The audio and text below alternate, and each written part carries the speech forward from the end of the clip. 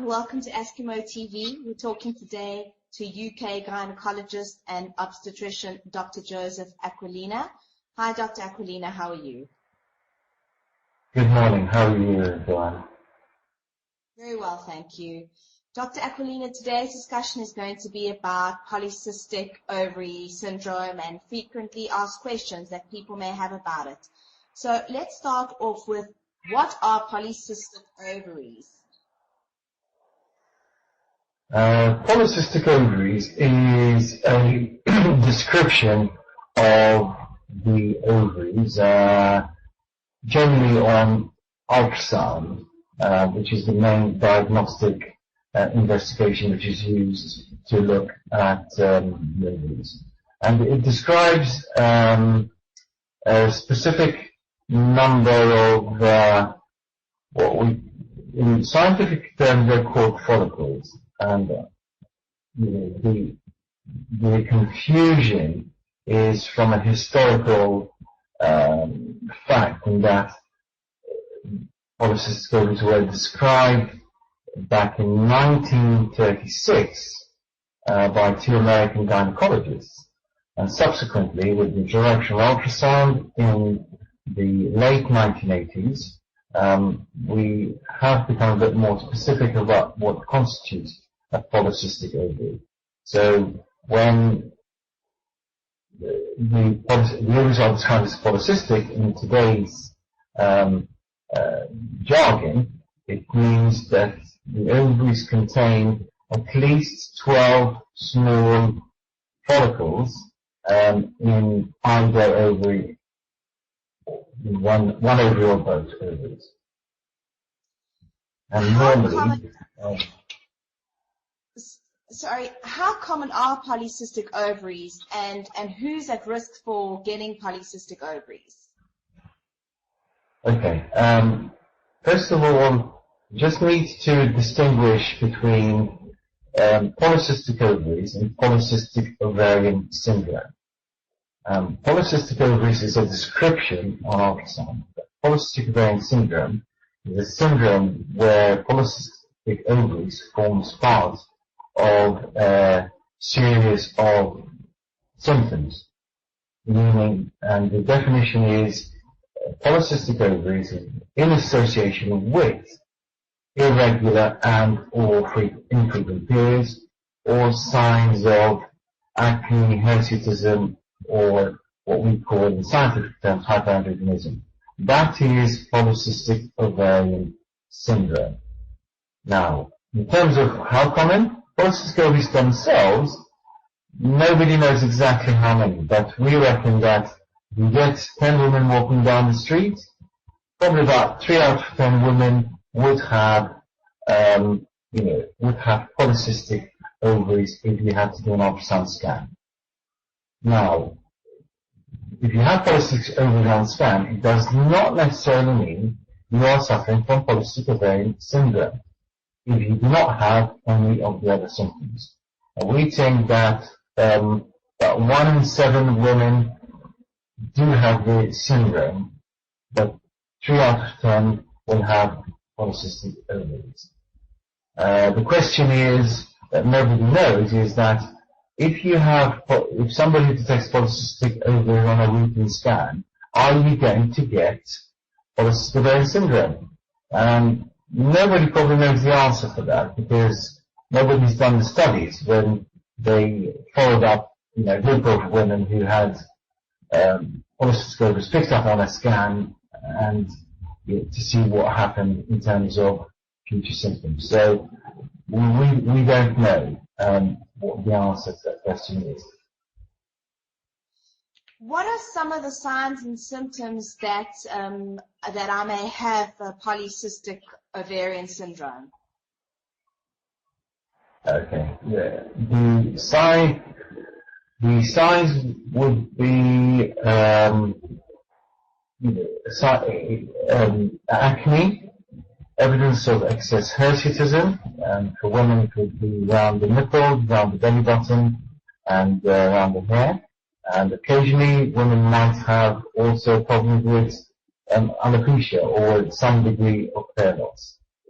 In terms of symptoms, the main ones would be irregular periods, and generally the periods the gap between periods would be 35 days or over, and they tend to be irregular. What is not included in the official definition of polycystic ovarian syndrome is weight problems. Now, weight problems are quite common in women with polycystic ovarian syndrome, and the statistics would say that probably 2 out of 3 women with the syndrome will have weight problems. Although, if you look at the definitions, the weight issue has never been included. But we know that 2 out of 3 of these women will have weight issues, and 1 out of 3 will be women with normal weight. If I came to my gynecologist, how would polycystic ovarian syndrome be diagnosed and treated? Okay. First of all, women with polycystic ovarian syndrome present in many different ways. And I see a lot of patients with the condition, and none of them have exactly the 2 same symptoms. So it can be very variable. The most common symptom probably would be the irregular periods. But again, I'd like to stress that some women with polycystic ovarian syndrome, the 1 out of 3 will have regular periods. Other symptoms could be the weight issue, which we've mentioned, and the other symptoms would be issues with acne, hirsutism, and hair loss. Once you present to your doctor,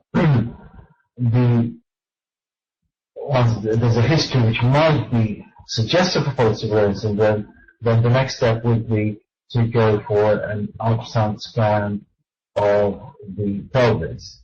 And this would be considered as the main investigation. The other investigations which may be useful when the diagnosis of polycystic ovarian syndrome is not clear, for example, if somebody presents with any of the symptoms we mentioned but have a normal ultrasound, then there might be a scope to do some blood investigations to look at testosterone hormone levels in order to prove the diagnosis. Tell me about if a woman is suffering from polycystic ovarian syndrome, can she still fall pregnant? Good question. The woman, it very much depends on whether the periods are regular or not.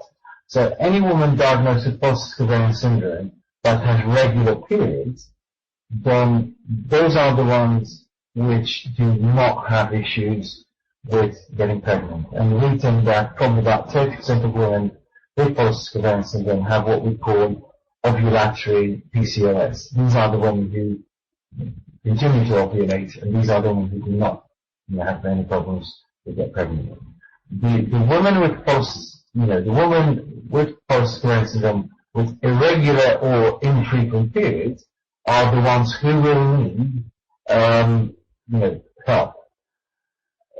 Then the treatment is very much individualized, and essentially it depends on, say for example, what the weight is. If there are weight issues, we know that women with irregular periods and weight issues, if they go on a strict diet and weight loss regime, they tend to get their regular periods back.